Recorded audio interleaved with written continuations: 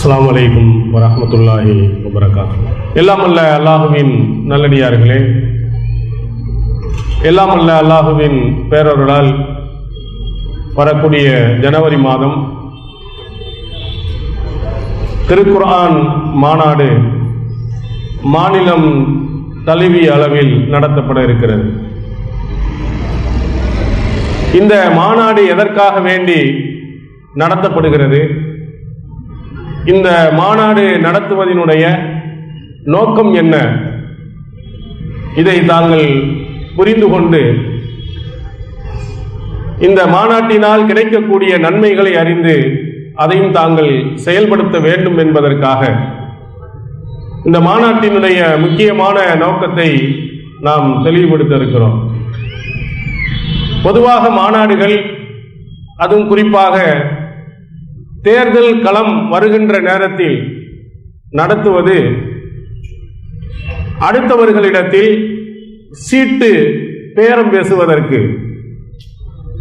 எத்தனை MP seat நமக்கு கிடைக்கும், எத்தனை மந்திரி சபை கிடைக்கும், நமக்கு எவ்வளவு பணத்தை தருவார்கள் என்பதை பேரம் பேசுவதற்காக பிரம்மாண்டமான ஒரு பொதுக்கூட்டத்தை, மாநாடுகளை நடத்தி எங்களுக்கு முன்னால் இவ்வளவு மக்கள் இருக்கிறார்கள், இந்த மக்கள் அனைவர்களும் உங்களுக்கு ஓட்டு போடுவார்கள் நாங்கள் சொன்னால், நீ எவ்வளவு எனக்கு தருகிறாய், எத்தனை சீட்டு கொடுக்கிறாய் என்றுதான் பரவலாக இந்த மாநாடுகளினால் அந்த கட்சியினர் நடத்துவதனுடைய நன்மையாக இருப்பதை நாமெல்லாம் அறிந்திருக்கிறோம்.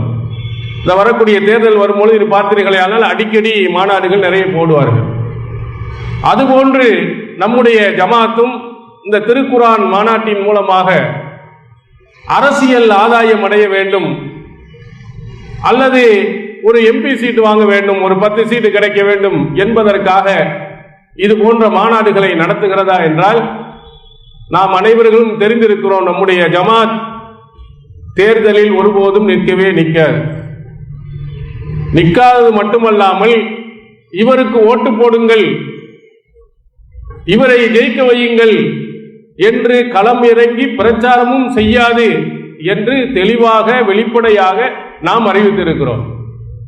அதன் காரணத்தினால் இந்த அரசியல் லாபத்திற்காக வேண்டி மாநாடு நாம் நடத்தவில்லை.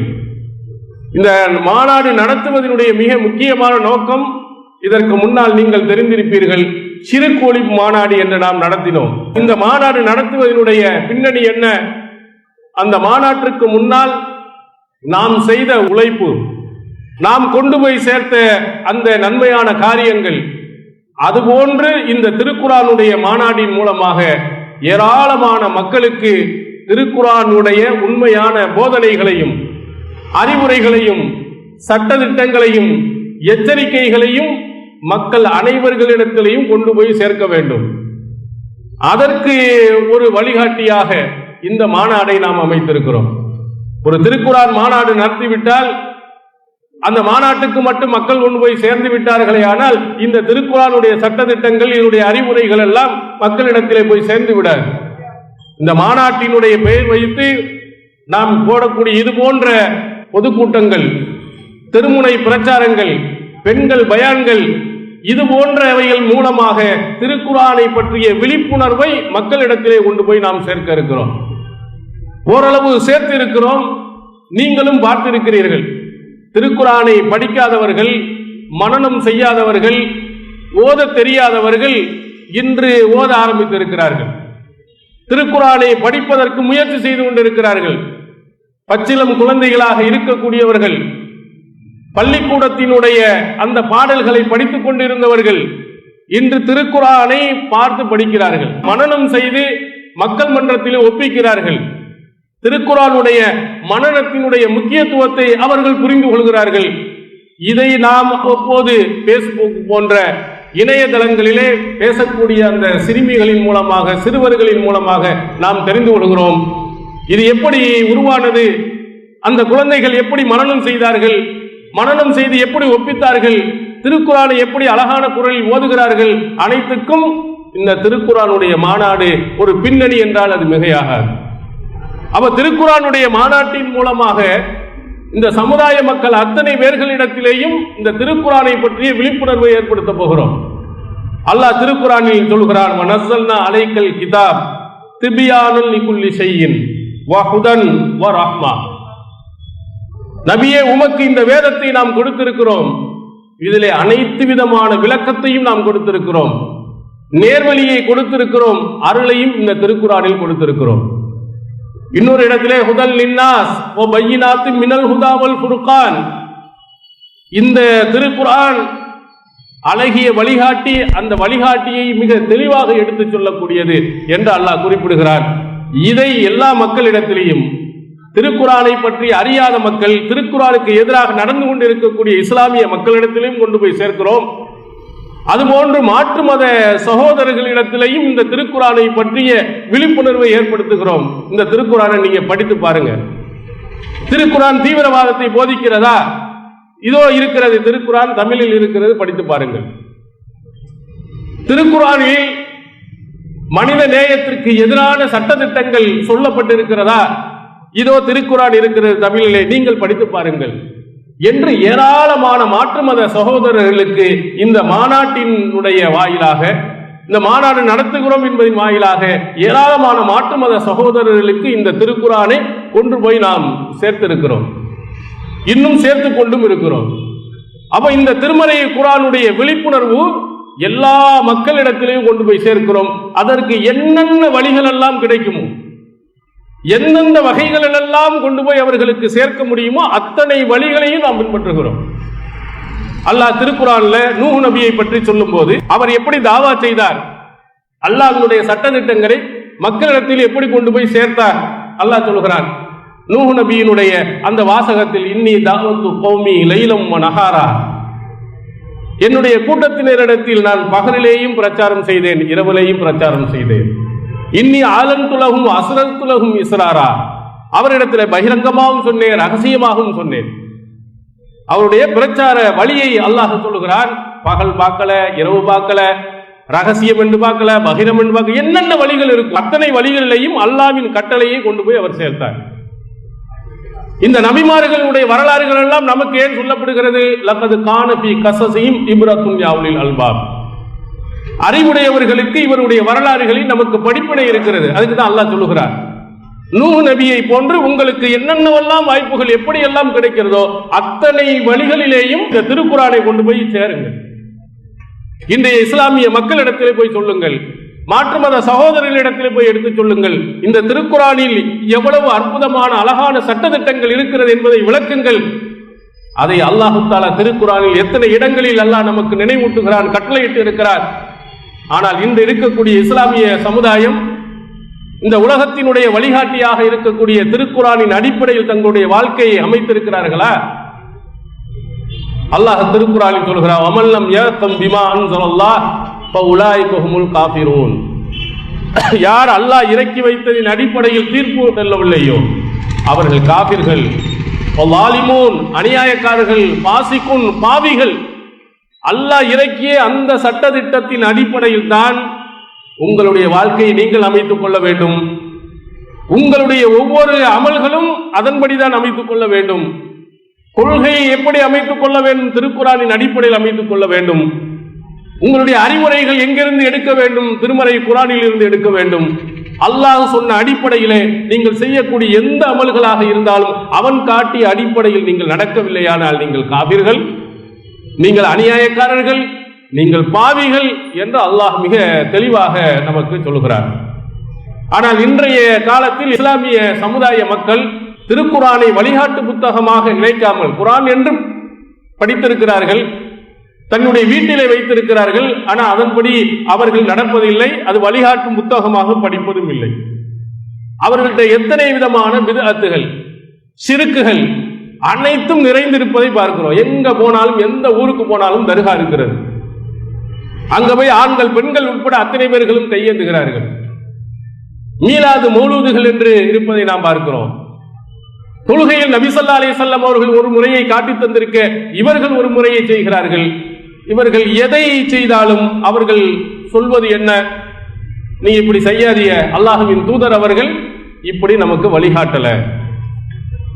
கபர் வணக்க வழிபாடுகளை அல்லாஹ்வின் தூதர் அவர்கள் உங்களுக்கு சொல்லல. வலா கபரன் முஸ்ரிஃபன் இல்லா சவ்வைதஹு, உயரமாக இருக்கும் எந்த கபரையும் தரைமட்டமாக்காமல் விட்டு விடாதே என்று அல்லாஹ்வின் தூதர் அவர்கள் அவருடைய மருமகன் அலி ரலியல்லாஹு அவர்களுக்கு சொல்லி அவர் உயரமான கபர்லாம் இடிச்சு தள்ளினாங்க. நீங்கள் இப்படி கட்டடம் கட்டாதீங்க, இது நபிமொழிக்கு எதிரானது, திருக்குர்ஆனுக்கு எதிரானது என்று அவர்களுக்கு சொன்னால் நம்ம மக்கள் என்ன பதில் சொல்றாங்க? ஓ, நீங்களும் உங்களுடைய எங்க முன்னோர்கள் எங்களுடைய மூதாதையர்கள் எல்லாம் இதே வழிகாட்டல் தான் காட்டினாங்க. இது எத்தனை வருஷத்துக்கு முன்னால் கட்டப்பட்ட தர்கா தெரியுமா? 1000 வருடத்துக்கு முன்னால் இருந்து இருக்கிறது இந்த தர்கா. 1000 வருடங்களுக்கு முன்பாக இருந்து இதே வழிபாட்டில் தான் நாங்கள் இருக்கிறோம் என்று பதில் சொன்னார்களே. இதை திருக்குர்ஆனோடு அவர்கள் ஒப்பிட்டு பார்க்கட்டும். அல்லாஹ் திருக்குர்ஆன்ல சொல்கிறான், அபூஜஹில், உத்பா, ஷைபா என்ற மோசமான அந்த மக்கள் நபிகள் பெருமானார் ஓரிரை கொள்கையை சொன்னபோது அவர்கள் அளித்த பதிலாக அல்லாஹ் சொல்கிறார், இன்னா வஜத்னா ஆபாஅனா அலா உம்மத்தின் வா இன்னா அலா ஆசாரிஹிம் முக்ததூன். நாங்கள் எங்களுடைய முன்னோர்களை ஒரு வழியில் பார்த்தோம், அதே வழிச்சுவடைத்தான் நாங்கள் பின்பற்றி செல்லுவோம். நபியை நீர் சொல்றதையெல்லாம் கேட்க மாட்டோம். அல்லாஹ் சொல்லுகிறான்ங்கிற, இறைவன் சொல்லுகிறான் என்று சொல்கிறார், அதெல்லாம் எங்களுக்கு தேவையில்லை, அதெல்லாம் எங்களுக்கு தெரியாது. எங்களுடைய முன்னோர்கள் ஒரு வழி இப்படித்தான் நடக்கணும்னு எங்களுக்கு காட்டிட்டு போயிட்டாங்க. அந்த வழிகாட்டுதலை அப்படியே பின்பற்றுவோமே தவிர உன்னுடைய பேச்சை நாங்கள் கேட்க மாட்டோம். அல்லாஹ் கண்டிக்கிறான். இந்த மாதிரி அவர்கள் சொன்னார்கள் என்று சொல்லுகிறார். திருக்குர்ஆனை படித்திருந்தால், திருக்குர்ஆனை புரட்டி பார்த்திருந்தால் இன்றைய சமுதாயத்தில் இருக்கும் மக்கள் இந்த பதிலை சொல்வார்களா? அல்லாஹ்வுடைய தூதரும் தடுத்திருக்கிறார்களா? அல்லாஹு அக்பர். அப்படின்னா அதிலிருந்து நான் விலகிக் கொள்கிறேன் என்று அல்லாஹ் சொல்லணும். அந்த 1400 ஆண்டுகளுக்கு முன்னால் அறியாமை காலத்து மக்களுடைய பதிலை அப்படியே காப்பி அடித்து சொல்வதை பாருங்கள். இன்னொரு இடத்தில் அல்லாஹ் சொல்கிறார், இதையா நீ வணங்குற? அல்லாஹ்வை மட்டும்தானே வணங்கணும், இதையும் சேர்த்தியே நீ வணங்கி கொண்டு இருக்கிறாய் என்று கேட்கும்போது, காலு வஜதனா அலைஹா ஆபாஅனா, எங்களுடைய முன்னோர்களை இப்படித்தான் பார்த்தோம், லஹா ஆபிதீன், அவர்கள் இதைத்தான் வணங்கி கொண்டு இருந்தார்கள். எங்க முன்னோர்கள் வணக்க வழிபாடுகள் இதாங்க, அப்படித்தான் நான் வணங்கிட்டு இருப்பேன், நீ தான் ஒன்றும் சொல்ல வேணாம். சரி, இதையாவது நீங்கள் பொறுத்துக் கொள்ளலாம். அல்லாஹ் காபத்துல்லா என்ற மிக உயர்ந்த ஒரு ஆலயம் முதலாவதாக அல்லாஹ்வை மட்டும் வணங்குவதற்காக கட்டப்பட்ட ஆலயம். அதுல எப்படி இபாதத்து செய்யணும், எப்படி இறைவனை வணங்கணும், அதுக்குள்ள மரியாதை, அந்த பள்ளிக்கு கொடுக்க வேண்டிய கண்ணியம், இதையெல்லாம் அவங்க கொடுத்தார்களா? அவங்க மாகான சலாத்துகும் இந்தல் பைத்தி இல்லா முகாம் தஸ்தியா, அந்த பள்ளியிலே அவர்களுடைய தொழுகையை சீட்டி அடிப்பதும் கைதட்டுவதும், பள்ளியில உட்கார்ந்து கொண்டு அங்கே டான்ஸ் போடுவது, ஆட்டம் போடுவது, விசில் அடிப்பது, இப்படி அவன் செய்து கொண்டு இருந்தான். கேட்டா எங்களுடைய முன்னோர்கள் இப்படித்தான் செஞ்சாங்க. சரி, அதையாவது விடுங்கள். வைதா பஹலு ஃபாஹிஷதன், அருவருக்கத்தக்க காரியத்தை அவர்கள் செய்தார்கள் என்று சொன்னால், காலு வஜத்னா அலைஹி ஆபாஅனா, எங்களுடைய முன்னோர்களை இப்படித்தாங்க நாங்க பார்த்தோம், அப்படித்தான் நான் செய்வோம். எப்படி நடக்கிறா? பள்ளியாசல்லே அல்லாஹ்வுடைய இறை இல்லத்தை, காபத்துல்லாவை ஒரு பெண்மணி நிர்வாணமாக வலம் வருகிறார். ஒரு பெண் நிர்வாணமாக வரம் வருவது எவ்வளவு கேவலமானது! அது படைத்தவனுடைய இறை இல்லத்திலே எல்லாருக்கும் முன்னால் வருகிறார். ஏன்னா இவ்வளவு அசிங்கமான அருவருக்கத்தக்க மாதிரி நடக்கிறீன்னு கேட்டா, எங்க முன்னோர்கள் இப்படிதான் எங்களுக்கு செஞ்சு காட்டினாங்க. ஒரு மனிதன் அடுத்தவனை சந்திக்க போகிறான் என்றால், ஒரு முக்கியத்துவம் வாய்ந்தவனாக இருந்தால் அழகான சட்டையை போட்டுக்கிறான், தலைக்கு எண்ணெயை சீவிக்கிறான், தலையை சீவிக்கிறான், பவுடர்லாம் போட்டுட்டு அழகா அற்புதமா அழகா. ஏன்னா அங்க போறோம், ஒரு கல்யாண வீட்டுக்கு போறீங்க, ஒரு திருமணத்துக்கு போறீங்க, நிறைய பேர் வருவாங்க, முக்கியமானவர்கள்லாம் வருவாங்க. அப்ப என்ன செய்யணும்? ஆடைகள்லாம் நல்லா இருக்கணும் அப்படின்னு நகை வாங்கிட்டு அதை போட்டு இதை போட்டுட்டு ஜெகஜோதியா போய் அங்க போய் பார்த்துட்டு வர்றோம். இவர்கள் அனைவர்களை விடவும் முக்கியமான அல்லாஹ் அவனுடைய இல்லத்துக்கு போகிறான். போகும்போது நிர்வாணமா வரமழுகிறான். அவன்கிட்ட போய் கேட்டா இது எங்க முன்னோர்கள் தான் செஞ்சாங்க. இதைத்தான் இன்று சொல்லுகிறார்கள். நீங்கள் மதுரை போன்ற பகுதிகளில் தர்காக்கள்ல அங்க என்ன செய்யறாங்க? உருசு, கந்துரி இதெல்லாம் எடுக்கிறான். அந்த உருசு கந்திரியில வால் போஸ்டர் நீங்க படுத்தி பார்த்தீங்கன்னா, திண்டுக்கல் ரீட்டாவின் நடன நிகழ்ச்சியை கண்டு அவுளியாக்களின் அருளை பெற்று செல்லுங்கள் போடுது. திண்டுக்கல் ரீட்டா மிகப்பெரிய அவுளியாவா, அல்லாஹ்வின் தூதரா, உங்களுக்கு அறிவுரை வழங்கக்கூடிய கண்ணியமான ஒரு பெண்மணியா, அரைகுறை ஆடையுடன் டான்ஸ் ஆடக்கூடிய ஒரு பெண், அவளை கொண்டு வந்து அவுளியாக்களுடைய அந்த அதுல கொண்டு வந்து ஆட விடுகிறார்கள். இன்று வரையிலே நடந்துகிட்டு இருக்கு. கேட்டா என்ன, காலங்காலமா அப்படித்தானங்க செஞ்சுட்டு இருக்கிறோம். எங்க முன்னோர்கள் அப்படித்தானங்க செஞ்சுட்டு இருந்தாங்க. இதுக்கும் அவர்கள் சொன்னதுக்கு என்ன வித்தியாசம் இருக்கிறது? அன்றைய காலத்திலே அருவருக்கத்தக்க காரியங்களை செய்துவிட்டு எங்கள் முன்னோர்கள் இப்படித்தான் செய்தார்கள் என்று சொன்னதை அல்லாஹ் கண்டிக்கிறானே. கொஞ்சம் நாம் படித்து பார்த்திருந்தால், சிந்தித்து இருந்தால் நாம் இது போன்ற பதிலை நாம் சொல்லுவோமா? திருக்குரானில் இப்படி இருக்கிறது, நபிமொழிகளில் இப்படி இருக்கிறது, இப்படி நடக்கக்கூடாது என்று சொன்னால் அப்பொழுதும் என்ன சொல்லுகிறான்னா, எல்லாம் எங்க முன்னோர்கள். அல்லாஹ் திருக்குரான்ல சொல்லுகிறான், இதா கீல லஹும் இத்தபியூ மா அன்ஸலல்லாஹ், அல்லாஹ் இறக்கிய ஒன்றின் அடிப்படையில் உங்களுடைய வாழ்க்கையை அமைத்துக் கொள்ளுங்கள், அதை நீங்கள் பின்பற்றுங்கள் என்று சொல்லப்பட்டால், பல் நத்தபியூ மா வஜத்னா அலைஹி ஆபானா, எங்களுடைய முன்னோர்களை எதில் கண்டோமோ அதைத்தான் நாங்கள் பின்பற்றுவோம் என்கிறார். அல்லாஹ் இறக்கிய அந்த குர்ஆன் வசனத்தின்படி நடக்க மாட்டேன், அதன்படி நான் செயல்பட மாட்டேன், எங்களுடைய முன்னோர்கள் எப்படியோ அப்படித்தான். இன்று நடைமுறையில் இருக்கக்கூடிய ஒன்றை பாருங்கள், திருக்குர்ஆனில் இருந்து ஆதாரத்தை நீங்கள் காட்டுங்கள், அல்லாஹ் இப்படி சொல்கிறான் என்று அவர்களுக்கு விளக்கம் சொல்லுங்கள், எடுக்கவே மாட்டார்கள். இப்ப உதாரணத்துக்கு ஐவேளை தொழுகைக்கு பிறகு மைக்கில் உட்கார்ந்துட்டு துவா கேட்கிறாங்க. ஐவேளை தொழுகைக்கு பிறகு சத்தம் போட்டு இமாம் ஓதுகிறார், பின்னால் இருக்கக்கூடியவர்கள் ஆமீன் சொல்லிட்டு சத்தம் போட்டு சொல்றாங்க. நபிகள் பெருமானார் அவர்களுடைய நபித்துவ வாழ்க்கையில் 23 ஆண்டு காலம் ஐவேளை தொழுகை வச்சிருக்கிறாங்க. எந்த தொழுகையிலையும் அவர்கள் சத்தமிட்டு ஓதியது இல்லை, பின்னால் இருக்கக்கூடியவர்கள் ஆமீன் சொன்னது இல்லை. அதை விடுங்கள். திருக்குர்ஆன் என்ன சொல்கிறது? உதுஉ ரப்பக்கும் தலர்ருஅன் வ குஃபியா, உங்களுடைய இறைவனை பணிவாகவும் ரகசியமாகவும் பிரார்த்தனை செய்யுங்கள். இது அல்லாஹ்வுடைய கட்டளை. இந்த கட்டளையை கொண்டு போய் சொல்லுங்க, இந்த வசனத்தை கொண்டு போய் சொல்லுங்கள். அல்லாஹ் இறக்கிய இந்த வசனத்தை நீங்கள் பின்பற்றுங்கள். அவன் சொன்ன மாதிரி ரகசியமாக அல்லாஹ்விடத்தில் தனித்தனியா கேளுங்கன்னா கேட்க மாட்டோம். ஏன்னா எங்க முன்னோர்கள் எத்தனை காலங்காலமா நாங்க சொல்லிட்டு இருக்கோம். இது திருக்குர்ஆனை மதிக்கும் போக்கா? உண்மையிலேயே திருக்குர்ஆனை அல்லாஹ்வுடைய வேதமாக நம்பி இருக்கக்கூடியவன் இப்படிப்பட்ட ஒரு பதிலை சொல்லுவானா? அல்லது அபூஜைகள், உத்பா, ஷைபா போன்ற இணை வைப்பாளர்கள், கொடுங்கோலர்கள் வாழ்ந்தார்களே, அவர்கள் இப்படி பதிலை சொல்வார்களா? அல்லாஹ்வை மறுத்தவன், அல்லாஹ்வை ஏற்காதவன் தான் இப்படி பதில் சொன்னதாக அல்லாஹ் தஆலா சொல்கிறான். இன்னொரு இடத்தில் அல்லாஹ் கேட்கிறான், ஹல் யஸ்மஊனக்கும் இது ததுவும் அவ் யன்ஃபஉக்கும் அவ் யதுர்ரூன், நீங்க பிரார்த்தனைகளை அவுலியா கிட்ட கையேந்திரிய, நீ பிரார்த்தனை செய்தால் அவர்கள் கேட்பார்களா? உனக்கு ஏதாவது நன்மையை செய்ய அவர்களால் முடியுமா? தீமையைத்தான் செய்ய அவர்களால் முடியுமா? அதுக்கு பதில் இல்லை. கேட்டா பதில் என்ன? காலு வஜத்னா ஆபானா கதாலிக யஃபஅலூன், எங்களுடைய முன்னோர்களை இப்படி செய்யதான் பார்த்தோம், நாங்க அது நன்மை தந்தாலும் சரி நன்மை தராட்டாலும் சரி நாங்க கையேந்துக்கிட்டு தான் இருப்போம். இப்ப உலகத்தில் நம்ம தமிழகத்தில் மிகப்பெரிய சிறப்பான தர்கா ஒன்று இருக்கிறது நாகூர்ல. அங்க போய் சாகுல் ஹமீது ஆண்டவர்கிட்ட போய் மனுஷன் என்ன தேவையோ அத்தனையும் போய் கையேந்து கேட்கிறான். அதுல முக்கியமாக குழந்தை பாக்கியம் இல்லையானால் அங்க போய் கையேந்து சாதமில் பாஷா அவர்களே எனக்கு குழந்தையை தாங்க. அவன் சிந்தித்தானா? அந்த சாகுல் ஹமீது பாதுஷான்னு நீ சொல்றிய, அவருக்கே குழந்தை இல்லையப்பா, அவருக்கு அல்லாஹ் குழந்தை கொடுக்கலையே, அவரே குழந்தை இல்லாதவராச்சே, அவர்கிட்ட போய் குழந்தையை தாண்டி கேட்கிற. அல்லாஹ் என்ன சொல்கிறார்? யஹபு லிமை யஸாவு இனாசன் வ யஹபு லிமை யஸாவு ذுகூர், அல்லாஹ் தான் நாடியவர்களுக்கு ஆண் குழந்தையை கொடுக்கிறான், நாடியவர்களுக்கு பெண் குழந்தையை கொடுக்கிறான், இரண்டையும் சேர்த்து கொடுக்கிறான், சிலர்களை மலடியாக்குறான். அவன் நாடியதை அவன் படைக்கிறான், அந்த நாடியின்படி அவன் செய்கிறான் என்று திருக்குர்ஆன் சொல்கிறது. அப்ப குழந்தை யாருக்கு கொடுக்கிறான் போறான்னா அது அனைத்து ஆற்றலையும் அல்லாஹ் வைத்திருக்கிறார்.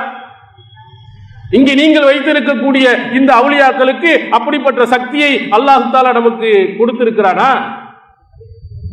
அந்த அவுலியாக்களுக்கு அப்படிப்பட்ட ஆற்றலை அல்லாஹ் தஆலா கொடுத்திருக்கானா? ஒருத்தருக்கும் கொடுக்கல. அல்லாஹ் மின் கித்மீர், ஒரு அணுவளவும் அதிகாரம் அல்லாஹ் கொடுத்ததில்லை.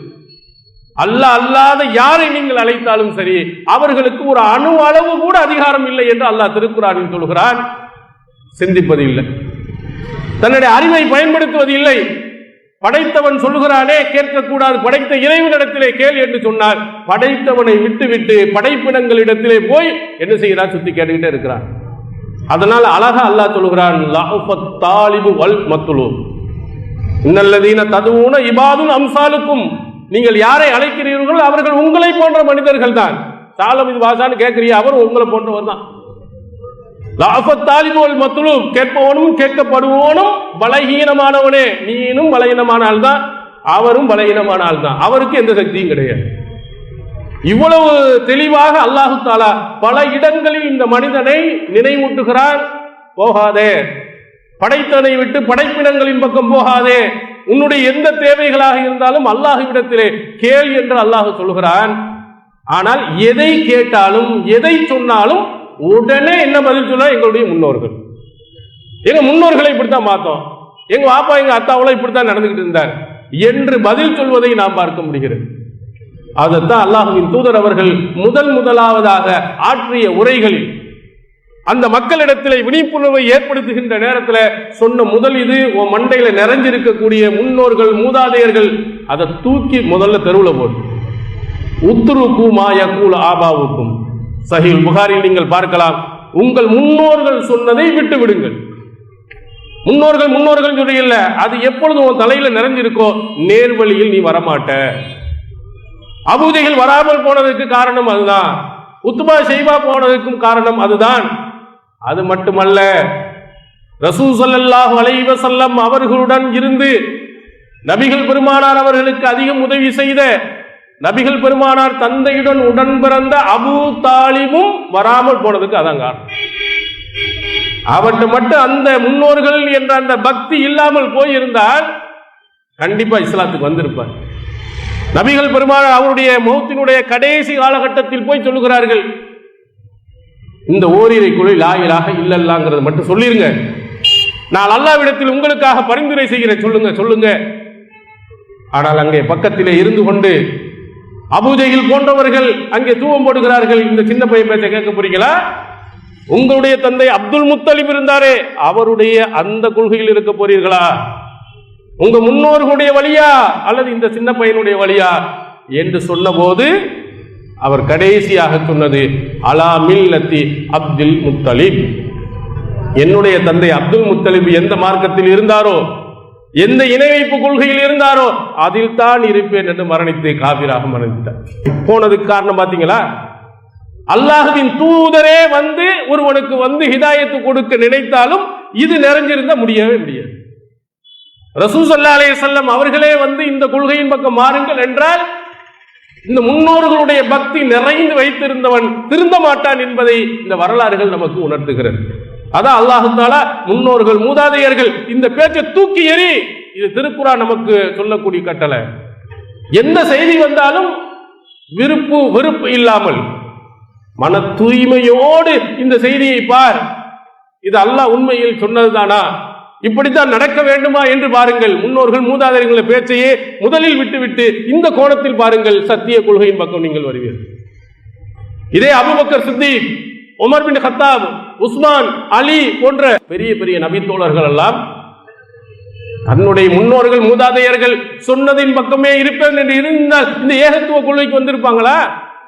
அலி இப்னு அபி தாலிப், அபூ தாலிபினுடைய மகன் தானே அலி, பாப்பா வரலையே, என்னுடைய முன்னோர்கள் சொன்ன கருத்தின்படிதான் நான் இருப்பேன் என்று சொல்லி இருந்தால் அவர் ஏகத்துவ கொள்கையின் பக்கம் வந்திருப்பாரா?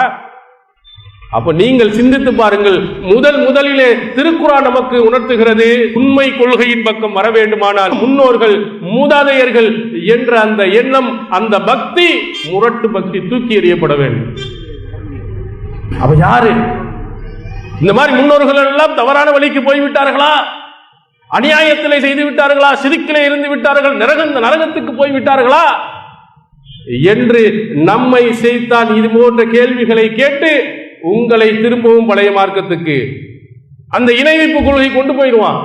இது யாருடைய யுக்தி தெரியுமா? இது யார் இந்த வாதத்தை வைத்தான் தெரியுமா? ஃபிரௌன் என்ற கொடியவன் வைத்த வாதம் என்று திருக்குர்ஆன் சொல்கிறது. வயதுஹபா பி தரீகத்திக்குமுல் முஸ்லா. அற்புதமான அழகான வழியில ஷிர்க்ல இருக்கிறீங்களே, இந்த வழியை விட்டும் உங்களை இந்த ரெண்டு பேரும் கெடுக்கிறாங்க. இந்த மூசா அலைஹிஸ்ஸலாம் அவர்களும் ஹாரூன் அலைஹிஸ்ஸலாம் அவர்களும் உங்களை அற்புதமான வழியை விட்டும் உங்களை திசை திருப்ப நினைக்கிறான். போயிடாதீங்க, மூசா பின்னால் போயிடாதீங்க, இந்த ஹாரூன் அலைஹிஸ்ஸலாம் அவர்கள் பின்னால் போய் விடாதீர்கள். எவ்வளவு அற்புதமான அழகான வழி! எது வழி அழகான வழி? இணை வைத்தல், பல தெய்வ கொள்கை உள்ள வழி சிறந்தது, அதிலேயே நீ இருக்கணும். ஃபிரௌன் சொன்ன வாதம். அது மட்டும் அவன் சொல்லவில்லை, அடுத்து சொல்ல இன்னி அகாஃபு ஐயு பத்தில தீனக்கும் அவ் யுஹிர ஃபில் அர்லி ஃபஸாத். ஃபிரௌன் அடுத்து சொல்கிறான், இந்த ரெண்டு பேரும் உங்களை உங்களுடைய மார்க்கத்தில் இருந்து புரட்டி விடுவாரோ என்று நான் பயப்படுகிறேன், அல்லது பூமியிலே பசாது செய்து குழப்பத்தை ஏற்படுத்தி விடுவாரோ என்று நான் பயப்படுகிறேன். மக்கள்கிட்ட உரையாட்டுகிறார். யார்? ஃபிரௌன் சொல்கிறார், மக்களை பார்த்து நீங்கள் வைத்திருக்கின்ற இணை வைப்பு கொள்கை இருக்க, இதை மாத்திர போறான், நல்ல அற்புதமான கொள்கையில இருக்கிறீங்க, தீனையே மாத்திருவான், ஊர்ல எல்லாம் குழப்பத்தை உண்டாக்குவான். யாரை? நபி மூசா அலைஹிஸ்ஸலாம் அவர்கள் சொன்ன அந்த கருத்தை, மூசா அலைஹிஸ்ஸலாம் அவர்கள் சொன்ன அந்த ஓரிரை கொள்கையை சொன்ன போது இப்போது சொன்ன அதே பதிலை பெரிய குழப்பவாதிகள் உள்ள வந்துட்டாங்க பாருங்க. ஒரே ஊருக்கு ஊர் இவங்க வந்தாங்கன்னா ஒரே பிரச்சனைங்க, தீன ஹயாத்தா கூட நாசம் பண்ணிட்டு இருக்கிறாங்க. பெரிய பெரிய எல்லாம் சொல்லுவாங்க, எது குர்ஆன் படி நடங்கள் என்பது தீனை நாசமாக்குவதா? நபி வழியின் அடிப்படையில் நீங்கள் தொழுங்கள் என்பது பசாது செய்வதா?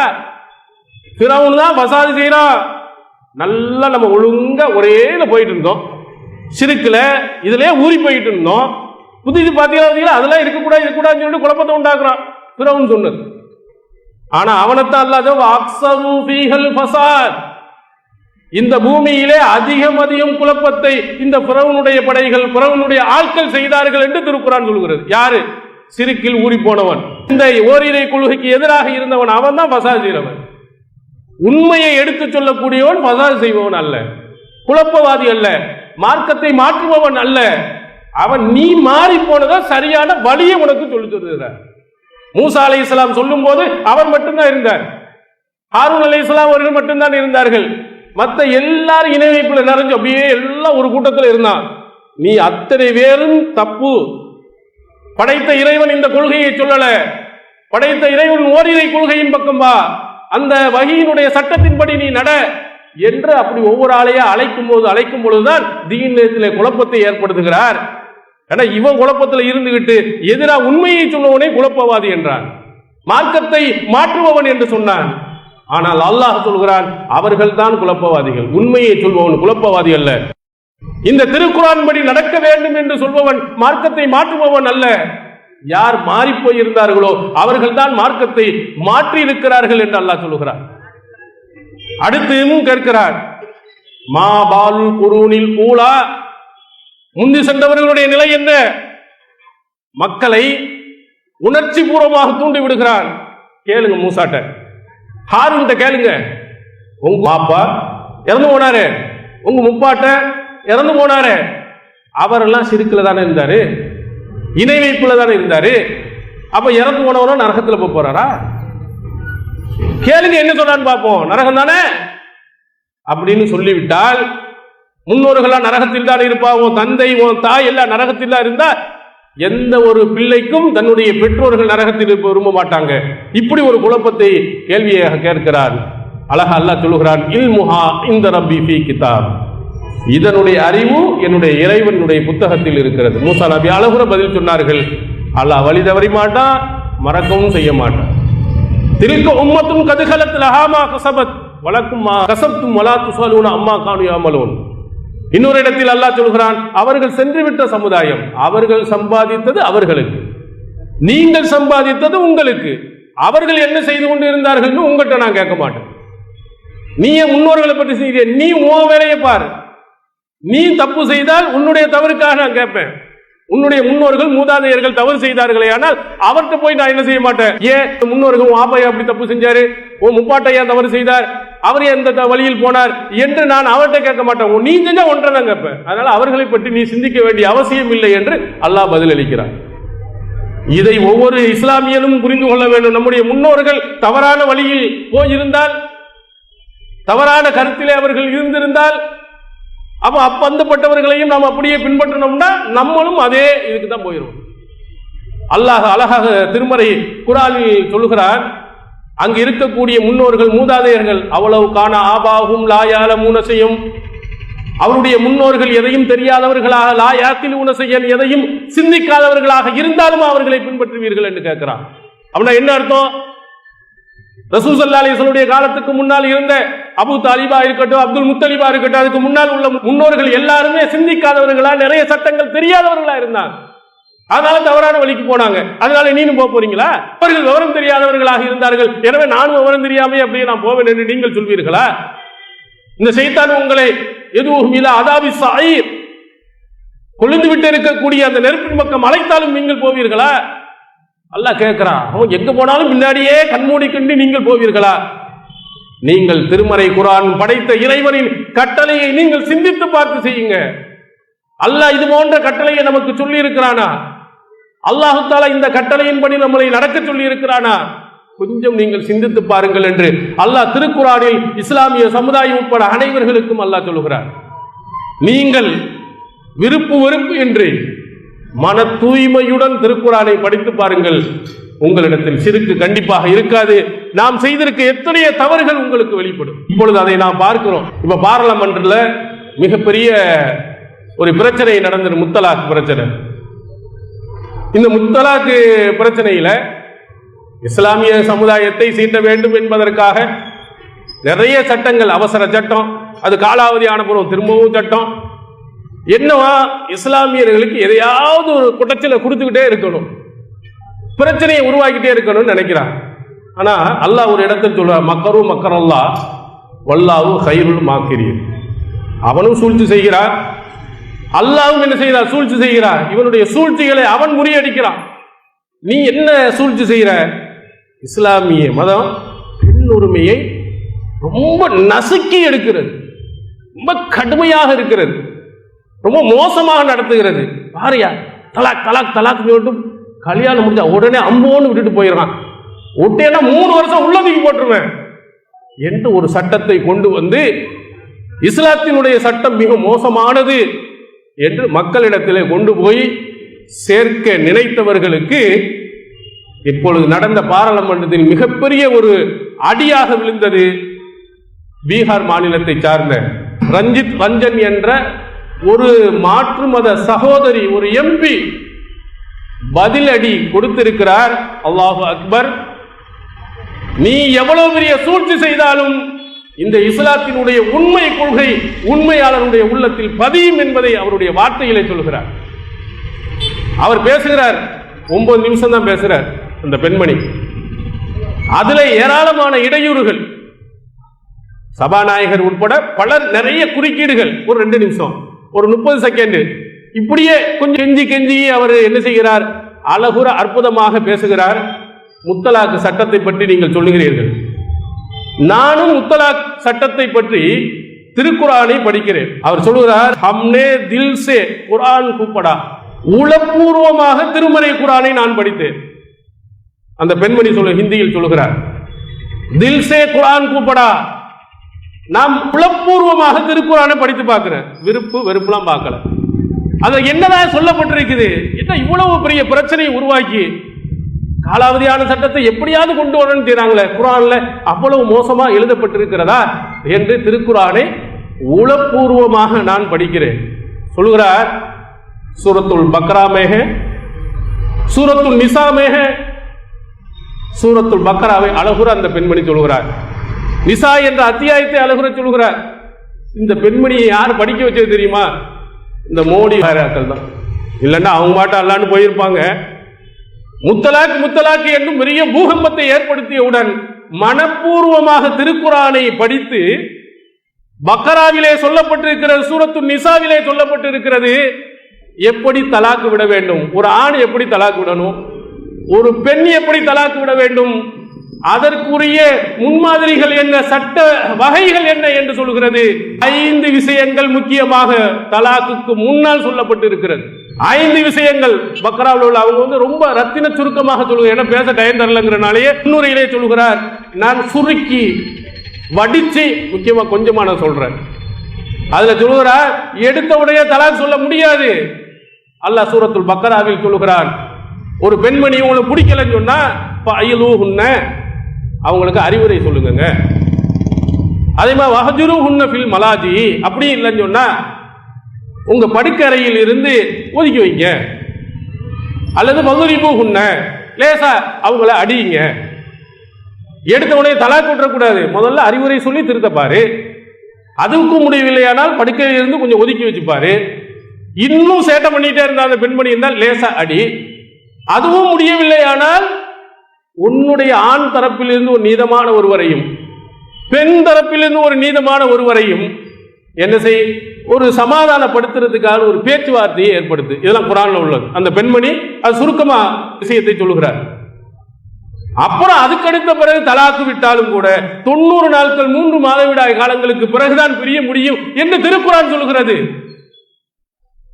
அவர் அதை விட்டு சொல்லுகிறார், குர்ஆனே டைவர்ஸ் के लिए इतना, அவர் சொல்கிறார், இந்த குர்ஆன் இந்த டைவர்ஸுக்காக வேண்டி எவ்வளவு அற்புதமான அட்வான்ஸ் ரூல்ஸ் பனாயா கயா है, எவ்வளவு முன்னோடியாக முன்னெச்சரிக்கையாக எவ்வளவு அற்புதமான விஷயத்தை சொல்லி இருக்கிறது.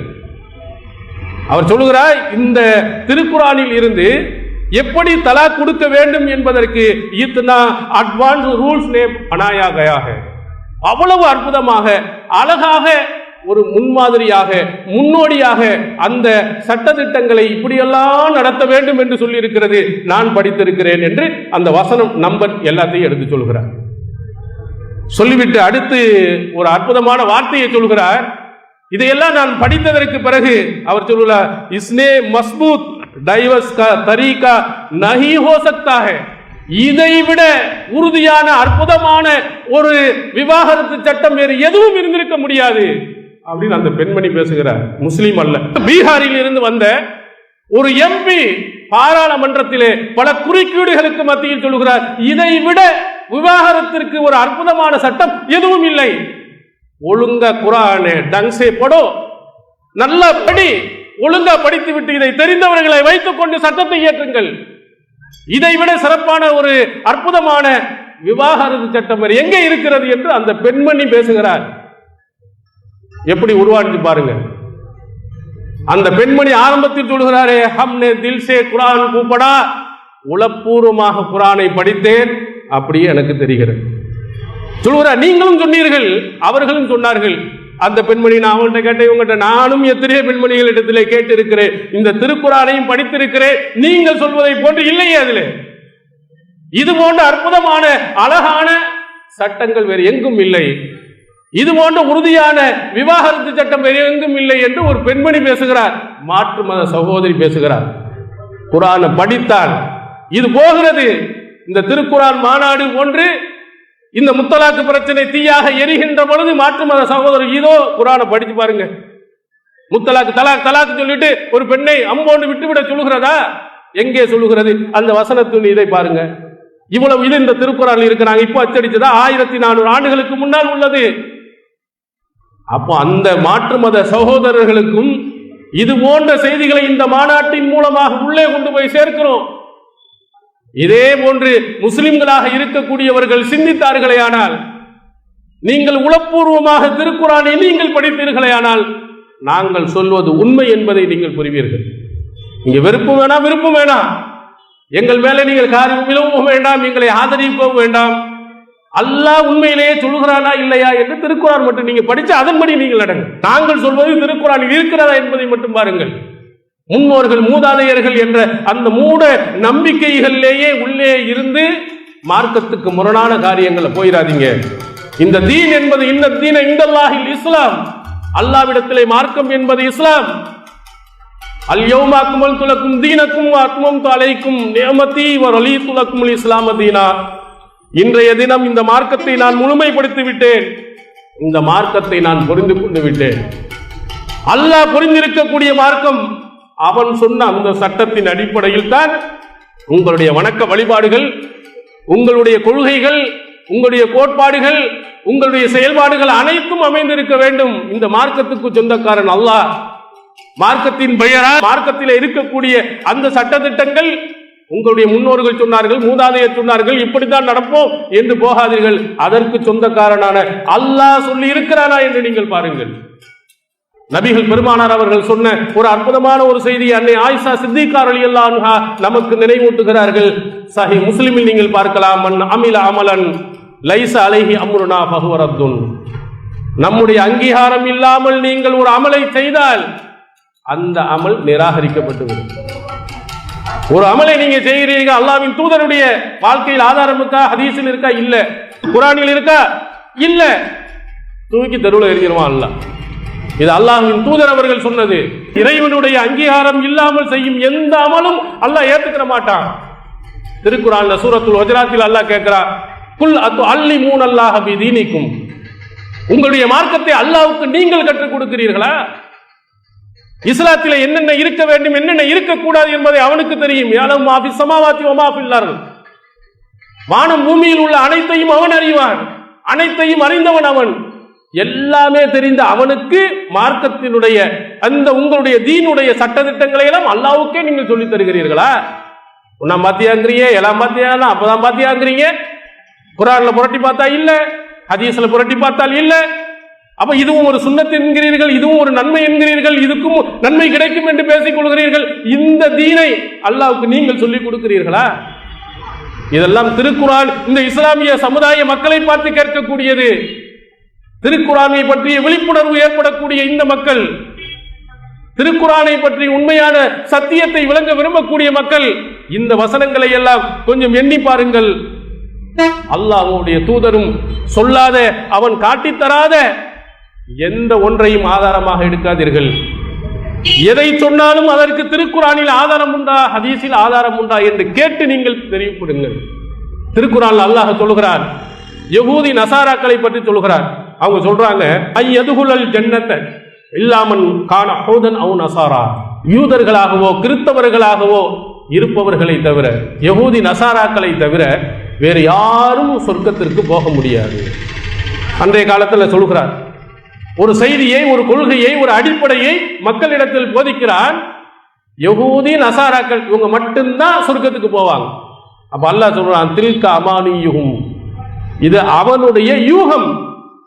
அல்லாஹ் கேட்கிறான், குல் ஹாத்து புர்ஹானக்கும் இன் குந்தும் சாதிக்கீன். நீங்கள் உண்மையாளர்களாக இருந்தால் இதுக்குரிய ஆதாரத்தை கொண்டு வா பார்க்கலாம். நீ மட்டும்தான் சொர்க்கத்துக்கு போவ, நீ மட்டும்தான் சொர்க்கத்தில் இருப்பாய், மற்றவர்கள் போக மாட்டேன்னு சொல்லி அதுக்கு என்ன ஆதாரம்? எந்த நூல்ல இருக்கு? இன்ஜில்ல இருக்கா, தௌராத்தில் இருக்கா? ஆதாரத்தை கொண்டு வா என்று அல்லாஹ் கேட்கிறான். அப்ப நீங்கள் கேட்க வேண்டும், மார்க்கத்தினுடைய அளவாக, மார்க்கத்தினுடைய அமலாக ஒன்றை சொன்னால் எங்கே ஆதாரம் இருக்கிறது என்று கேளுங்க.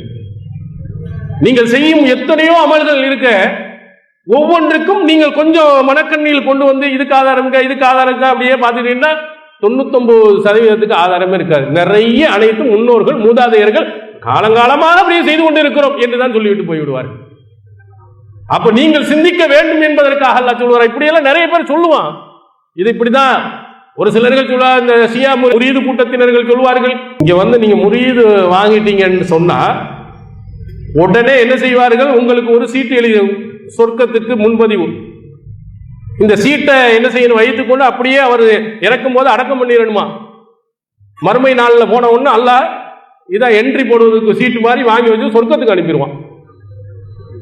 அப்படி போகவில்லையானால் இந்த ஷேக் இருக்கிறாரே அவர் உங்களை கொண்டு போய் சொர்க்கத்தில் கொண்டு போய் சேர்த்துருவார். கதைகள் சொல்வார்கள், நிறைய பயான்களை நாம் கேட்கிறோம்.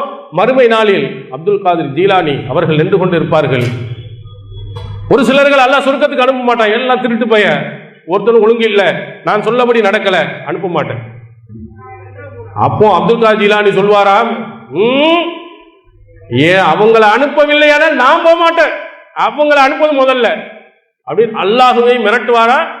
அப்புறம் சரி போயிட்டு போங்கன்னு சொல்லிட்டு அல்லாஹ் அனுப்பி விடுவாரு. இப்படி கதை.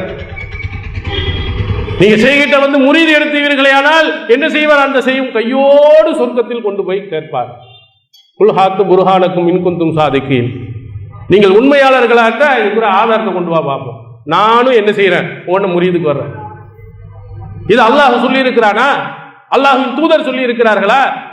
தன்னுடைய மகள் பாத்திமாவை அழைத்து என்ன சொன்னா, யா ஃபாத்திமத்த பின்த் முஹம்மது அன்கிரி நஃப்ஸகி மினன்னார். முகம்மதுடைய மகள் பாத்திமாவே, நீ உன்னை நரகத்தில் இருந்து காப்பாற்றிக்கொள், நான் மறுமையில் காப்பாற்றுவதற்கு எனக்கு எந்த விதமான அதிகாரமும் இல்லை என்று ஆரம்பத்தில் ஆற்றிய உரைகளில் அல்லாஹ்வின் தூதர் அவர்கள் பாத்திமா ரலியல்லாஹு அன்ஹா அவர்களை பார்த்து சொன்னார்கள். சஹீஹ் புகாரியில் நீங்கள் பார்க்கலாம். ரசூலுல்லாஹ்வுக்கே முடியாது, நான் கூட யாரையும் கொண்டு சேர்க்க முடியாது, பாத்திமாவே நீ இந்த உலகத்திலேயே அல்லாஹ் சொன்ன அடிப்படையில் நீ நடக்க வேண்டும் என்று சொன்னவர்கள். ஆனால் இப்படியெல்லாம் கதை சொல்லுகின்ற போது எப்படி நாம் ஏற்கிறோம்? திருக்குர்ஆன் இதுக்கு நமக்கு ஆதாரமாக சொல்கிறதா? எத்தனை விஷயங்கள் பாருங்க. சில ஆட்கள் பார்த்தீங்கன்னா கடலோர பகுதிகளில் நண்டு இறாலு ஷாஃபிக்கு கூடுங்கிறான், ஹனபிக்கு கூடாதுங்கிறான். ஒரு ஆளுக்கு ஹராமு, ஒரு ஆளுக்கு ஹலால். இப்படியெல்லாம் சொல்லப்பட்ட கதைகள் இன்று எத்தனையோ ஊர்களில் சிலர்கள் அழகான நண்டை சாப்பிட முடியாமல், இறாலை சாப்பிட முடியாமல், நான் இந்த மதுகப்பில் இருக்கல, சாப்பிடக்கூடாது, எங்களுக்கு மக்ரூஹு, எங்களுக்கு ஹராமு என்று சொல்வதை நாம் பார்க்கிறோமே. அல்லாஹ் அப்படி சொல்லி இருக்கிறானா? இது மாதிரி ஒன்றை ஹலால் ஹராம் என்று சொல்வதற்கு அதிகாரம் யாருக்காவது அல்லாஹ் கொடுத்திருக்கிறானா? நபியே தன் இஷ்டப்படி எதையுமே சொல்ல முடியாது. அல்லாஹ் சொன்னதை வேண்டுமானால் சொல்லலாமே தவிர அவங்க விருப்பப்படி ஒன்றை ஹலால் ஹராமாக ஆக்க முடியாது. லிமத்து ஹர்ரிமு மா அஹல்லாஹு லக், உனக்கு நான் ஹலாலாக்கியதை நீ எப்படி ஹராமாக்கலாம் என்று அல்லாஹ் கண்டிக்கிறான். நபியே சுயமாக எதையும் ஹராமாக்க முடியாது, அல்லாஹ் சொன்னால் மட்டும்தான் அவர்களால் ஹராமாக்க முடியும் என்றால் நம்ம எப்படி ஒன்றை ஹலால் ஹராம் என்று சொல்கிறோம்? உஹில்லலக்கும் சைதுல் பஹரி தஆமுஹு, அல்லாஹ் சொல்கிறான் கடலிலே வேட்டாடக்கூடிய அனைத்தும் உங்களுக்கு ஹலால். கடல்ல எதை நீ பிடிச்சிட்டு வந்தாலும் எல்லாம் உனக்கு ஹலால் அல்லாஹ் சொல்லி இருக்கின்ற போது இது ஹலால்ங்கிறீங்க, இது ஹராம்ங்கிறீங்க. அல்லாஹ் திருக்குர்ஆன்ல ஒரு இடத்தில் கேட்கிறா பாருங்க, சமானியத் அஸ்வாஜி மினல்லாஹி இஸ்னைன் வமினல் மாசி இஸ்னைன். கால்நடைகள் 8 வகை இருக்கிறது, வெள்ளாட்டில் 2, அதே போன்று செம்மறி ஆட்டில் 2. அடுத்து அல்லாஹ் குல் ஆஸக்கரி ஹர்ரமல் உன்சையை, அல்லாஹ் தஆலா இதிலே ஆணை விட்டு விட்டு பெண்ணை ஹராமாக்குனா, அல்லது பெண்ணை விட்டு விட்டு அல்லாஹ் ஆண்களை ஹராமாக்குனானா, அல்லது வயிற்றிலே இருக்கக்கூடிய குட்டிகளை அல்லாஹ் தஆலா ஹராம் என்று சொல்லி இருக்கிறானா? நப்பிஊனி பிஇல்மின் இன் குன்தும் சாதிகீன், நீங்கள் உண்மையாளர்களாக இருந்தால் அறிவுடன் சான்றுடன் எனக்கு தெளிவுபடுத்துங்கள் என்று நபியை நீங்கள் கேளுங்கள்ங்கிறான். அவன் என்ன சொல்றான்? இது ஹராம்ங்கிறான், இதை கூடாதுங்கிறான், இது மேல ஏறலாங்கிறான், இது மேல ஏறக்கூடாதுங்கிறான், ஆண்குட்டியை வந்து பயன்படுத்தக்கூடாதுங்கிறான், வயிற்றுல உள்ளது ஹராம்ங்கிறான். இஷ்டத்துக்கு அன்றைய காலத்துல ஹலால் ஹராம் என்று பேசிக்கொண்டு இருக்கும் போது அல்லாஹ் சொல்ல சொல்லுகிறான், நப்பிஊனி பிஇல்மின், அறிவுடன் சான்றுடன் எனக்கு விளக்கு. எங்க அல்லாஹ் சொல்லி இருக்கிறான்? எங்கெங்க கூடாது என்று அல்லாஹ் சொல்லி இருக்கிறார்? எந்த வசனத்தில் சொல்லி இருக்கிறார் என்று கேட்க சொல்லுகிறான் அல்லாஹ். இது திருக்குர்ஆன் நமக்கு சொல்லக்கூடிய விழிப்புணர்வான அழகான ஒரு அறிவுரை. யார் சொன்னாலும் தலையை ஆட்டாதீங்க. இதெல்லாம் அல்லாஹ் தஆலா அன்று இருக்கக்கூடிய அங்கே அபூஜஹல் கூட்டத்தினர்களுக்கு, அறியாமை காலத்தில் இருந்த அந்த மக்களை, ஏமாற்றப்பட்டு இருந்த அந்த மக்களுக்கு கேட்க சொல்லுகிறார். இதெல்லாம் அல்லாஹ் சொன்னார் எங்கெங்க இருக்கு? ஹலால் என்று சொன்னால் அல்லாஹ் தானங்க சொல்லணும், அல்லது அல்லாஹ்வின் தூதர் தானே சொல்லணும். எந்த வசனத்தில் இருக்கிறது, எந்த ஹதீஸில் இருக்கிறது என்று நீங்கள் கேட்டுக்கொண்டே போங்க. இருந்தவைகளுக்கு மட்டும் பதில் வரும், இல்லாதவைகளுக்கு முன்னோர்கள் என்ற பதில் வரும். அப்பொழுது நீங்கள் விழிப்புணர்வு அடைந்து கொள்ளலாம்.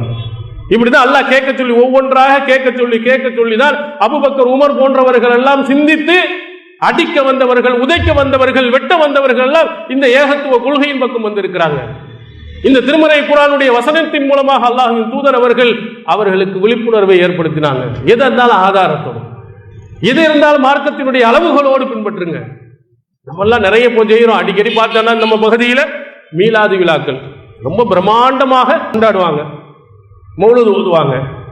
இந்த மீலாது விழாவை கொண்டாடுறவன இப்போ கொஞ்ச காலமாக ஆதாரம் இருக்கா என்று கேட்ட உடனே அதுக்கு ஆதாரம் சொல்றாங்க. ஆதாரம் சொன்னாலும் அந்த ஆதாரம் சரியானதா இல்லையா என்பதை சிந்திக்கவும் அல்லாஹ் தஆலா சொல்கிறார். யஹூதி நசாராக்கள் இப்ராஹிம் நபியை பற்றி என்ன சொன்னார்கள் தெரியுமா? இப்ராஹிம் நபி யூதரா இருந்தாரு, நசராவா இருந்தார்னு சொன்னார். அல்லாஹ் லிமத்து ஹாஜூன ஃபீ இப்ராஹிம் வமா உன்சிலத் தௌராத் வல் இன்ஜீல் இல்லா மின் பாதிஹி. என்ன இப்ராஹிம் விஷயத்தில் நீங்க சட்டை போட்டுட்டு இருக்கிறீங்க, அவர் யூதங்க கிறிஸ்தவருங்கிறீங்க. அல்லாஹ் சொல்லுகிறார், அவருக்கு பிறகுதானே இன்ஜீலும் தௌராத்தும் இறங்கியது. இஞ்சிலை பின்பற்றியவன் நம்ம கிறிஸ்தவர் என்கிறோம், தௌராத்தை பின்னோடு யூதர் என்கிறோம். இப்ராஹிம் நபி ஒரு பேச்சுக்கு கிறிஸ்தவராக இருந்தால் யூதராக இருந்தார் என்றால் என்ன இருக்கணும்? இஞ்சியிலும் தௌராத்து இறங்கிய பிறகு அவர் பிறந்திருக்கணும். அவர் இறந்ததுக்கு பிறகு இஞ்சியிலும் தௌராத்து வந்துச்சு. இறந்து போனவர் என்ன கபரு குழியிலிருந்து வந்து இஞ்சிலையும் தௌராத்தையும் பின்பற்றினாரா? கொஞ்சமா நீ சிந்திக்க மாட்டியான்னு அல்லாஹ் கேட்கிறான். ஒரு செய்தியை சொல்லிட்டாலும் உடனே அது உண்மையிலேயே சரிதானா இல்லையா என்று சிந்தித்து பார்க்கணும். திருக்குறானே சொல்லுகிறது, வைதா துக்கிரு ஆயாத்தி ரப்பிஹிம் லம் யஹுர் அலைஹா சும்மா உம்யானா. இறைவனுடைய அந்த ஆயத்துகள் அவர்களுக்கு நினைவூற்றப்பட்டால் குருடர்களாக செவிடர்களாக அதிலே போய் விழமாட்டார்கள். அல்லாஹ்வுடைய வசனம் சொன்னா கூட அல்லாஹ் என்ன சொல்லுகிறான்னு பார்க்கணும், அது என்ன அறிவுரை சொல்லுகிறான்னு பார்க்கணும். அந்த அறிவுரைகள் அதில் இருக்கிறதா, மற்றவர்கள் சொல்லக்கூடிய அறிவுரை அதில் சொல்லப்பட்டு இருக்கிறதா சிந்தித்து பார்க்கணுங்கிறா. செவிடனா குருடனா போய் விழாத. அல்லாஹ்வுடைய வேதத்துக்கு கூட அல்லாஹ் சொல்லுகிறார். இவங்க மீலாது விழாக்கு சொல்கிறார்கள், வதுகுரு நியமத்துல்லாஹி அலைக்கும், உங்களுடைய நேமத்துகளை நீங்கள் என்ன செய்யுங்கள், நினைவு கூறுங்கள். அல்லாஹ் நேமத்துகளை என்ன செய்கிறானா, நினைவு கூறுங்கள் என்று அல்லாஹ் தஆலா சொல்கிறார். இருக்கிறதே பெரிய நேமத்து என்னங்க? தூதரை அல்லாஹ் சொல்கிறார், ரஹ்மத்துல் லில் ஆலமீன், இந்த உலகத்துக்கே மிகப்பெரிய ரஹ்மத்தாக அருள்படையாக இருக்கிறான். அல்லாஹ் என்ன சொல்றான்? ரஹ்மத்தை, அல்லாஹ்வுடைய நேமத்தை நினைவு கூறுங்கள். அப்ப நினைவு கூறுறதுல ரஹ்மத்துல முதலிடம் எது வருகிறது? அல்லாஹ் தஆலா சொன்ன நபி ஸல்லல்லாஹு அலைஹி வஸல்லம் அவர்களே ரஹ்மத். அதனால் தான் நாங்கள் மீலாது விழா கொண்டாடுகிறோம். ஏங்க லைட் கீட்டு ஜோர்னலாம் அது இதெல்லாம் ஜெகஜோதியா செய்ய கொண்டாடணும்னு தெரியணுமா இல்லையாங்க? ஒரு கல்யாணக்கார வீடு இருக்குமானால் அங்க ஒரு பந்தல் இந்தல் போட்டு லைட்டு போட்டு ஒரு ஜிகு ஜிகுன்னு இருந்தா தானே கல்யாண வீடுன்னு தெரியும். இல்லைன்னா என்ன எல்லாரும் சாதாரண வீடு மாதிரி நினைப்பாங்க. அதனால தான் செய்கிறோம். ஆதாரம் குர்ஆன் வசனமா? இந்த குர்ஆன் வசனத்தில் இந்த கருத்து சொல்லப்பட்டிருக்கிற அல்லாஹ்வுடைய நேமத்துகளை நினைவு கூறுங்கள் என்று சொன்னால் மீலாது விழா கொண்டாடுங்கள் என்பது அதனுடைய பொருளா? திருக்குர்ஆனை இன்னும் சில விஷயங்களை நீங்கள் புரட்டி பாருங்க. மூசா நபி சொல்றாங்க, உதுகுரு நியமத்தல்லாஹி அலைக்கும் இது அஞ்சாக்கும் மின் ஆலி ஃபிரௌன. ஃபிரௌனிடத்தில் இருந்து அல்லாஹ் உங்களை காப்பாற்றினானே அந்த நேமத்துகளை நீங்கள் நினைவு கூறுங்கள். யாரு? ஃபிரௌனிடத்திலிருந்து காப்பாற்றப்பட்ட அந்த தினம் அல்லாஹ் செய்த மிகப்பெரிய அருளுங்க. இல்லைன்னா உங்க அத்தனை பேர்களை அழிச்சு கொண்டழிச்சிருப்பான். காப்பாற்றினானே அந்த நேமத்தை நினைவு கூறுங்கள். மூசா நபி என்ன செஞ்சாரு? அந்த அன்னைக்கு மீட்டிங் போட்டு மீலாது விழா மாதிரி ரவுண்ட் அடிச்சு குதிரையில வந்து தப்பு அடிச்சு பசங்களை எல்லாம் கூட்டிட்டு ரவுண்ட் அடிச்சாரா? மூசா நபி செய்தது என்னன்னு அல்லாஹ்வின் தூதர் அவர்கள் நமக்கு விளக்கலையா? அதை காப்பாற்றி அவர்களை கடலில் இருந்து அல்லாஹ் மீட்டெடுத்து ஃபிரௌனை அழித்ததற்காக வேண்டி அல்லாஹ்வுக்கு சுக்குரு செய்யும் விதமாக, நன்றி செலுத்தும் விதமாக நோன்பு வைத்தார்கள் என்று சொன்னார். ரசூல் ஸல்லல்லாஹு அலைஹி வஸல்லம் உடனே அன்னைக்கு இதே மாதிரி மீலாது விழா கொண்டாடுங்கன்னு சொன்னாங்களா? நீ என்ன ஒரு நோன்பு வைக்கிற, நான் 2 நோன்பு வைக்கிறேன்னு சொன்னாங்க. மீலாது விழா கொண்டாடுங்கன்னு எங்க சொன்னாங்க? இப்படி ஒவ்வொரு நேமத்துகளுக்கும் மீலாது விழா மீலாது விழாண்டா டெய்லி மீலாது விழா கொண்டாடும் தான். அல்லாஹ் இன்னொரு இடத்துல சொல்லுவார், யா அய்யுஹல்லதீன ஆமனூ உதுகுரு நியமத்தல்லாஹி அலைக்கும் இது ஜாஅத்துக்கும் ஜுனூதுன், உங்களை நோக்கி பெரும் படை வந்ததே, அந்த நேரத்தில் அல்லாஹ்வுடைய அந்த நேமத்துகளை நீங்கள் நினைவு பாருங்கள். அஹ்ஸாப் போர், கந்தக் போர்ல பெரிய கூட்டம் எல்லாரும் சேர்ந்து அடிக்க வந்தான். ஒரு குழு அல்ல, யூதர்கள் வந்தாங்க, முஸ்ரிக்கீன்கள் வந்தாங்க, சுத்தி இருக்கக்கூடிய எதிரி குழுங்கள்லாம் மொத்தமா அடிக்க வந்தான். அப்ப அல்லாஹ் கண்ணுக்கு தெரியாத படை மாணவர்களை அனுப்பி, காற்றை அனுப்பி இந்த சமுதாயத்தை அல்லாஹ் முஸ்லிம்களை காப்பாற்றினா அந்த நேமத்தை நினைவு கூறுங்கள். அப்ப கந்தக் போர் நடந்த அன்னைக்கு மௌலூத் ஓதுங்களேன், ஒரு மீலாது விழா கொண்டாடுங்க, அல்ல அல்லாஹ்வுடைய நேமத்துகளை நினைவு கூறுங்கள் என்று சொல்றானே. அப்ப அந்த நாளையும் மீலாது விழா நம்ம கொண்டாடுவோமா? அடுத்து அல்லாஹ் தஆலா இன்னொரு இடத்துல சொல்றான் பாருங்க, இன் துது நிஅமத்தல்லாஹி லா துஹ்ஸூஹா, அல்லாஹ்வுடைய நேமத்துகளை வரையறுக்க நீங்கள் நினைத்தீர்களே ஆனால் உங்களால வரையறுக்கவே முடியாது. அல்லாஹ் அவ்வளவு நேமத்துகளை உனக்கு கொடுத்திருக்கான், கணக்கிலேயே எடுக்க முடியாது. கணக்கு இல்லாத மீலாது விழா கொண்டாடு. காலையில ஒண்ணு, சாயந்தரம் ஒண்ணு, மத்தியானம் ஒண்ணு, நைட்ல ஒண்ணு, இரவுல ஒண்ணு, நடுச்சாமத்துல ஒண்ணு, தஹஜ்ஜுல ஒண்ணு, மீலாது விழா கொண்டாடு. அல்லாஹ் கொடுத்திருக்கக்கூடிய காற்று இறைவனுடைய நேமத், அல்லாஹ் கொடுத்திருக்கக்கூடிய சூரியன் அது நமக்கு ஒரு நேமத், சந்திரன் ஒரு நேமத், எவ்வளவோ அருள் கொடைகளை அல்லாஹ் நமக்கு கொடுத்திருக்கிறார். அதை நீ எழுதிக்கிட்டே வந்தானா முடியவே முடியாது, அவ்வளவு இருக்கு. எல்லாத்துக்கும் மௌலூத் ஓதுவீங்களா? சிந்திக்கணும். அல்லாஹ் தஆலா திருக்குர்ஆனில் சொன்னா அந்த பொருளில் சொல்லி இருக்கிறானா?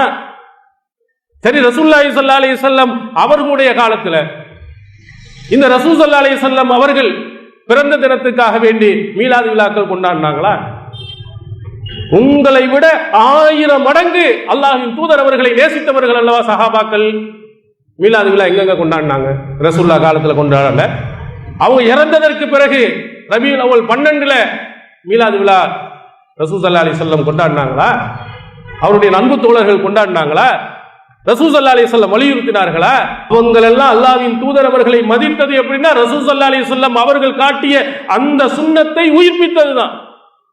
அவங்களுக்கு காட்டிய மரியாதை அல்லாஹ்வின் தூதர் சொன்ன எந்த சுன்னத்தாக இருந்தாலும் நடைமுறைப்படுத்துவோம் என்று சொன்னதுதானே தவிர மீலாது விழாக்கை எங்கெங்க கொண்டாடினாங்க? நீங்க சொல்லக்கூடிய 4 இமாம்கள் அவங்களுடைய காலத்திலாவது மீலாது விழா கொண்டாடப்பட்டுச்சா? எங்கேயுமே இல்லையே. இதை நீங்க சிந்தித்து பார்க்க அல்லாஹ் சொல்கிறான், ஃபஅத்தபிரு யா உலில் அப்சார், அந்த 6வது அறிவு படைத்தவனே, அகப்பார்வை உடையவனே, படிப்பினை பெறு என்று அல்லாஹ் சொல்கிறான். இந்த திருக்குர்ஆனில் எத்தனை இடங்களில் பாருங்கள், சிந்திக்க மாட்டியா? இவன் சொல்லக்கூடிய ஆதாரம் இந்த திருக்குர்ஆனுடைய வசனத்தில் இருக்கிறதா?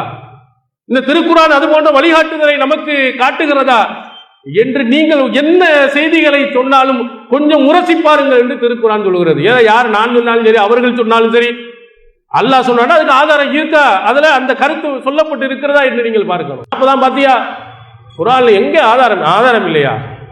இருக்கிறது குர்ஆன்ல. வாஅத்னா மூசா 40 லைலா, மூசாவுக்கு 40 இரவுகளை நாம் வாக்களித்தோம். 40ஆம் பாத்தியாவுக்கும் மூசா நபிக்கு 40 இரவுகளை அல்லாஹ் வாக்களித்ததுக்கும் ஏதாவது சம்பந்தம் இருக்காங்க? மொட்டத்தலைக்கும் முழங்காலுக்கு முடிச்சு போட்டு 40ஆம் பாத்தியாவுக்கு ஆதாரம். இப்படி எல்லாம் சொன்னால் குருடர்களா போய் விழுந்துடாதீங்க, செவிடர்களா போய் விழுந்துடாதீங்க. எங்கே இருக்கிறது இதுல என்று கேளுங்க. இது 40க்கு இருக்கா, 7க்கு இருக்கு, 8க்கு இருக்கு, 5க்கு இருக்கு, 3க்கு இருக்குன்னு அல்லாஹ் தஆலா சொல்ற எல்லா எண்ணிக்கைகளுக்கும் சொல்லிருவீங்களா? 950 வருட காலங்கள் நூஹ் அலைஹிஸ்ஸலாம் அவர்கள் வாழ்ந்தார்கள், எனவே 950 வருட பாத்தியா அப்படி நீங்க ஓதிடுவீங்களா? செய்கிறார்கள் சில அறிவிலிகள், சிலர்கள் என்ன செய்யறார், ரசூல் ஸல்லல்லாஹு அலைஹி வஸல்லம் அவர்கள் முஹப்பத்து என்று சொல்லி அன்னைக்கு மீலாது அன்னைக்கு தேக்ஷா சாப்பாடு அடிச்சு கட்டி 100-200 சில ஊர்ல சமீபத்தில் 63 அண்டா அடிச்சு பிரியாணி ஆக்கி ஊர் பூரா. என்னமா ரசூலுல்லாவுக்கு வயசு 63. நூஹ் நபிக்கு நீ பாத்தியா வந்தா என்ன ஆகுறதுங்க? இங்கேருந்து குளச்சல்ல இருந்து ஆரம்பிச்சீங்கன்னா நாகர்கோயில் வரையிலையும் சட்டியை வைக்கணும். 950 வருட சட்டியை வச்சு சோறாக்கி நீங்க கொடுப்போம். கொஞ்சமா சிந்திக்க வேண்டாமா? அங்க சாப்பாட்டுக்கே வழி இல்லாம அவ்வளவு கஷ்டப்பட்டு கொண்டு இருந்த நேரத்தில் இது போன்ற வழிகாட்டுதலை அல்லாஹ் தூதர் அவர்கள் சொன்னாங்களா? மீலாதுக்கு மௌலூதுக்கெல்லாம் சாப்பாடு வைங்க என்று அல்லாஹ் தூதர் அவர்கள் நமக்கு காட்டி தந்தார்களா? அப்ப திருக்குர்ஆனை நீங்கள் படித்து ஒவ்வொன்றையும் நீங்கள் பார்த்தீர்களானால் எதையும் கண்மூடி பின்பற்றவே கூடாது. இதுதான் திருக்குர்ஆன் இந்த சமுதாயத்துக்கு சொல்லக்கூடிய மிக முக்கியமான அறிவுரை. படைத்த இறைவனுடைய கட்டளையை தவிர மற்ற எவருடைய கட்டளைக்கும் நாம் முக்கியத்துவம் கொடுக்க கூடாது. அந்த இறைவனுடைய கட்டளையை சொன்ன நபி ஸல்லல்லாஹு அலைஹி வஸல்லம் வழிகாட்டுதலுக்கு முக்கியத்துவம் கொடுக்கணும். இந்த 2 வழிகளையும் தவிர வேற எதையும் அல்லாஹ் தஆலா சொல்லல. அத்தீஉல்லாஹ வ அத்தீஉர் ரசூல், அல்லாஹ்வுக்கு கட்டுப்படுங்கள், அவருடைய தூதருக்கு கட்டுப்படுங்கள். வலா துபத்திலு அமாலக்கும், உங்களுடைய அமல்களை வீணாக்கிறாதீங்க. அல்லாஹ்வும் தூதரும் சொன்னதை கட்டுப்பட்டா உங்களுடைய அமல் வீணாகாது. அல்லாஹ்வும் தூதரை விட்டு வேறு யாரையாவது நீங்கள் பின்பற்றினா உங்களுடைய அமல்கள் அனைத்தும் பாத்திலாக வீணாகி போய்விடும். இது திருக்குர்ஆன் இந்த சமுதாயத்துக்கு சொல்லக்கூடிய எச்சரிக்கை. இந்த திருக்குர்ஆனுடைய மாநாட்டின் மூலமாக நாம் ஒவ்வொருவரும் படிப்பினை பெற வேண்டும். மார்க்கத்தினுடைய இபாதத்துகள்ல அமல்களில் அல்லாஹ்வுடைய தூதரும் காட்டி தந்த வழிமுறையை மட்டுமே பின்பற்ற வேண்டும், வேறு எவருடைய வழிமுறைகளையும் பின்பற்றக்கூடாது என்ற விழிப்புணர்வை பெற்றவர்களாக எல்லாம் வல்ல அல்லாஹ் தஆலா நாம் அனைவரையும் ஆக்கி அருள்வானாக. வாஹிர் தாவானா அல்ஹம்துலில்லாஹி ரப்பில் ஆலமீன். அஸ்ஸலாமு அலைக்கும் வரஹ்மத்துல்லாஹி.